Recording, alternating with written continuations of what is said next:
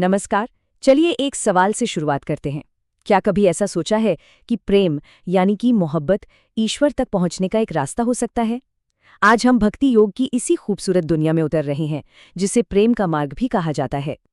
ये सिर्फ एक सवाल नहीं है, ये तो सदियों से गूंजती एक आवाज है। एक ऐसी खोज जिसने दार्शनिकों, कवियों और न जाने कितने साधकों को अपनी ओर खींचा है।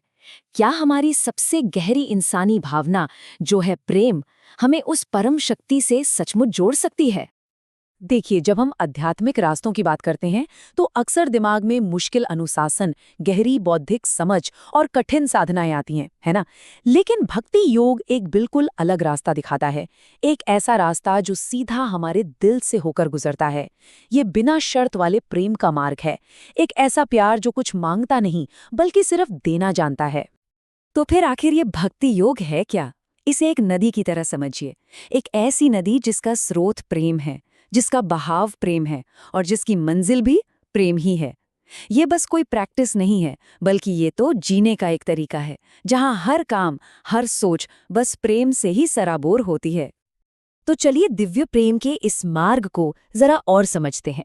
भक्ति को अक्सर ईश्वर तक पहुंचने का सबसे सहज, सबसे सीधा रास्ता माना जाता है। और जानते हैं क्यों? क्योंकि ये उस एक भावना का इस्तेमाल करता है जिसे हम सब बिना किसी लाग लपेट के समझते हैं, और वो है प्रेम। इसके लिए किसी जटिल फिलॉसफी की जरूरत नहीं, बस दिल को खोलने की जरूरत है। नारद भक्ति सूत्र में एक बहुत ही गहरी बात कही गई है। ईश्वर के प्रति तीव्र प्रेम का एक क्षण हमें शाश्वत स्वतंत्रता प्रदान करता है। सोचिए जरा, ये कितनी कमाल की बात है। यह हमें दिखाता है कि इस रास्ते पर सच्चे दिल से महसूस किया गया एक पल भी शायद सालों की कठिन तपस्या से ज्यादा शक्तिशाली हो सकता है। और यहीं पर भक्ति योग सबसे अनोखा हो जाता है। देखिए, ज्यादातर रास्तों पर हम किसी मंजिल तक पहुंचने के लिए साधना करते हैं, लेकिन भक्ति में प्रेम ही रास्ता है और प्रेम ही मंजिल। ये एक ऐसे डांस की तरह है जहां आनंद सिर्फ आखिर में नहीं, बल्कि हर एक स्टेप में है।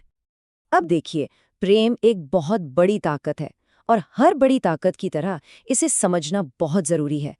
भक्ति भी दो अलग अलग रूप ले सकती है, और ये पहचानना जरूरी है कि हम किस रास्ते पे चल रहे हैं। ये बात थोड़ी गहरी है, पर इसे समझना जरूरी है।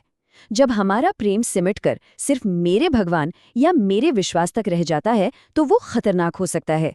इसे एक ऐसे खूबसूरत बगीचे की तरह सोचिए जिसके चारों ओर ऊंची दीवारें खड़ी कर दी गई हों।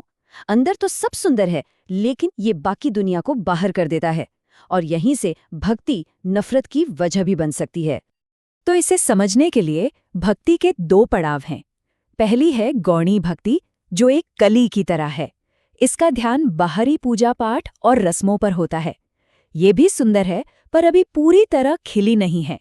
और फिर आती है पराभक्ति, जो पूरी तरह खिले हुए फूल की तरह है। ये अपनी खुशबू बिना किसी भेदभाव के सब तक पहुंचाती है। ये कट्टरता से निकलकर सबके लिए प्रेम की एक यात्रा है। अब इतना गहरा रास्ता है, तो क्या इस पर अकेले चला जा सकता है? भक्ति योग में एक गुरु यानी एक टीचर की भूमिका को बहुत जरूरी माना गया है। सोचिए, क्या कोई बिना किसी अनुभवी गाइड के एक अनजान ऊंचे पहाड़ पर चढ़ना चाहेगा? शायद मुमकिन हो, पर खतरा बहुत ज्यादा है। पर गुरु की जरूरत क्यों है? क्योंकि सच्ची आध्यात्मिक समझ सिर्फ किताबों से नहीं मिलती। ये कुछ ऐसा है जैसे एक जलती हुई मोमबत्ती से दूसरी बुझी हुई मोमबत्ती को जलाना। ये एक जिंदा एहसास है जो एक जागी हुई आत्मा से दूसरी आत्मा तक पहुंचता है। तो फिर सवाल ये उठता है कि एक सच्चे गुरु को पहचाने कैसे? इसकी तीन बड़ी निशानियां हैं। पहली, वो सिर्फ नक्शा पढ़ना नहीं जानता, उसे उस रास्ते का चप्पा चप्पा पता होता है। वो शास्त्रों की आत्मा को समझता है। दूसरी, वो एक साफ आईने की तरह है, बिल्कुल शुद्ध। और तीसरी, उसका मकसद पूरी तरह से निस्वार्थ होता है, सिर्फ और सिर्फ मानवता के लिए प्रेम से भरा हुआ। और गुरुओं की इस परंपरा में सबसे ऊंचा स्थान आता है अवतारों का, जिन्हें ईश्वर का ही स्वरूप माना जाता है। वो गुरुओं के भी गुरु हैं। वो उन लाइट हाउस की तरह हैं जो पूरी इंसानियत को रास्ता दिखाते हैं। कहते हैं, सिर्फ उनकी मौजूदगी ही किसी की पूरी जिंदगी बदल सकती है। अच्छा, तो हमने भक्ति को समझा, गुरु की जरूरत को समझा।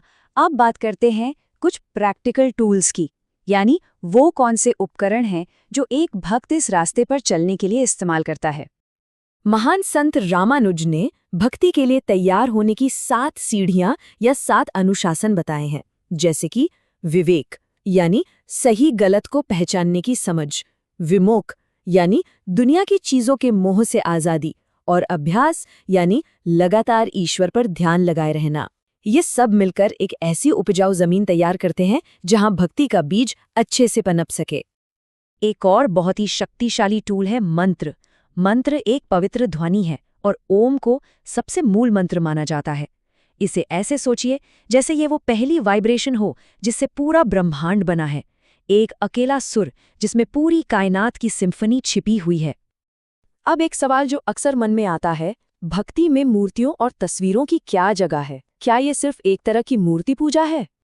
देखिए, भक्ति योग की गहरी समझ में मूर्तियां और तस्वीरें खुद भगवान नहीं हैं, बल्कि वो उन खूबसूरत खिड़कियों की तरह हैं जो हमें उस परम शक्ति को देखने में मदद करती हैं। ये हमारे मन को उस निराकार सर्वव्यापी ईश्वर पर फोकस करने का एक जरिया है, ठीक एक प्रेम पत्र की तरह जो हमें हमारे प्रिय की याद दिलाता है। तो इन सब साधनाओं, इन सब टूल्स का आखिर मकसद क्या है? हम असल में जा कहाँ रहे हैं? ये मंजिल सिर्फ विश्वास करने से कहीं कहीं आगे है। ये कुछ बहुत गहरा और बहुत सीधा है। भक्ति का असली मकसद है प्रत्यक्ष अनुभूति, यानी ईश्वर का सीधा अनुभव करना। ये कुछ वैसा ही है जैसे किसी जगह के बारे में सिर्फ पढ़ना और फिर उसे पहली बार अपनी आंखों से देखना। सिर्फ नक्शा नहीं देखना, बल्कि असल में उस जगह पर पहुंचना। और ये प्रेम कितना गहरा हो सकता है, इसकी एक झलक हमें भक्त प्रहलाद की इस प्रार्थना में मिलती है।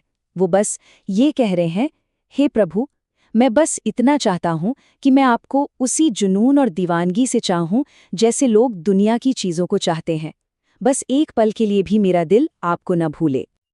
और जब ये प्रेम अपने चरम पर पहुँचता है तो एक कमाल होता है। भक्त, भगवान और ये पूरी कायनात सब एक हो जाते हैं, ठीक वैसे ही जैसे एक नदी समंदर में मिलकर समंदर ही बन जाती है। मैं और तुम का सारा फासला मिट जाता है और सिर्फ प्रेम ही बचता है। और ये हमें एक आखिरी बहुत गहरे सवाल पर लाके छोड़ देता है। क्या ईश्वर के प्रेम का अनुभव करना खुद मोक्ष या मुक्ति पाने से भी बड़ा लक्ष्य हो सकता है? क्या प्रेम को महसूस करना ही अपने आप में सबसे बड़ा इनाम है? ये सोचने के लिए एक बहुत ही खूबसूरत ख्याल है। शायद आखिर में बात मंजिल की है ही नहीं, बल्कि उस प्रेम की है जो हम पूरे रास्ते महसूस करते हैं।